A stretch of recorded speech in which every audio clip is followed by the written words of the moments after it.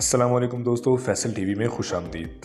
Usama bin Laden دنیا کے تاریخی واقعات میں ایک اہم اور چونکا دینے والا نام ہے۔ آج ہم بات کریں گے اس شخص کے ابتدائی دنوں سے لے کر اس لمحے تک جب وہ دنیا کا موسٹ وانٹڈ شخص بن گیا۔ پھر ہم جانیں گے کہ CIA نے کس طرح اس کا سراغ لگایا اور اس مشن کو کس طرح کامیاب بنایا۔ دوستو، یہ کہانی صرف اسامہ بن لادن کی نہیں بلکہ ایک ایسے شخص کی ہے کہ جس نے دنیا کی تاریخ کو ہمیشہ کے لیے بدل دیا۔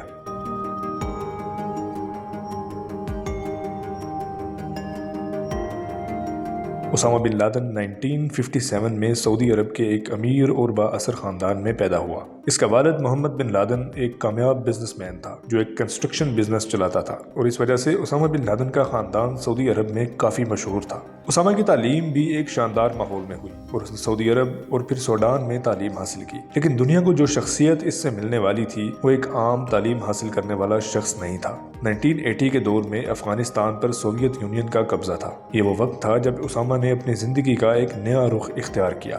سوویت یونین کے خلاف جہاد میں اسامہ نے مجاہدین کا ساتھ دیا اور اپنے مال و وسائل کا استعمال کرتے ہوئے جنگ میں ایک اہم کردار ادا کیا۔ یہی وہ دور تھا جب اسامہ نے جہاد کے لحاظ سے اپنی پہچان بنائی اور القاعدہ کا آغاز کیا۔ 1990 کی دہائی میں اسامہ بن لادن نے القاعدہ کو قائم کیا، جو دنیا بھر میں جہاد کو پھیلانے کے لیے بنائی گئی تھی۔ القاعدہ کے وجود میں آنے کے بعد دنیا میں ایک نئی جہادی تنظیم کا آغاز ہوا۔ القاعدہ نے پہلا بڑا آپریشن 1998 میں کیا جب اس نے کینیا اور تنزانیہ میں امریکی سفارتخانوں پر دھماکے کیے، جن میں کئی لوگ ہلاک اور زخمی ہوئے۔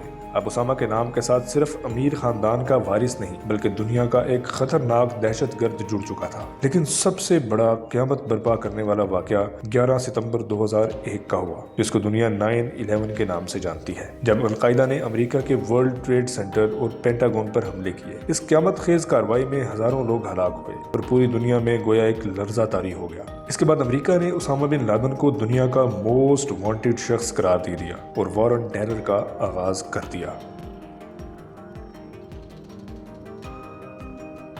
2001 سے 2011 تک اسامہ بن لادن نے دنیا بھر میں چھپ کر اپنا اصل ٹھکانہ راز میں رکھا۔ وہ اکثر پاکستان کے علاقوں یا افغانستان کے پہاڑوں میں چھپ کر رہتا تھا، لیکن یہ وہ وقت تھا جب CIA اور امریکہ کی انتہائی جدید انٹیلیجنس ایجنسیاں اسامہ کو ڈھونڈنے کی کوششوں میں کوئی کسر نہیں چھوڑ رہی تھیں۔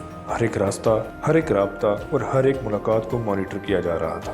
اسامہ بن لادن کو پکڑنے کا اصل راستہ 2010 میں ملا، جب ایک ایسے شخص کو ٹریک کیا گیا جو اسامہ بن لادن کا ڈاکیہ یا پیغام رساں تھا۔ اس ڈاکیے کا ٹھکانہ پاکستان کے ایک علاقے ایبٹ آباد میں تھا، جہاں اسامہ اپنی زندگی کے آخری دن گزار رہا تھا۔ CIA نے مختلف طریقوں سے اس مکان کی نگرانی کی، جہاں سے آخرکار انہیں یقین ہو گیا کہ اسامہ بن لادن یہیں موجود ہے۔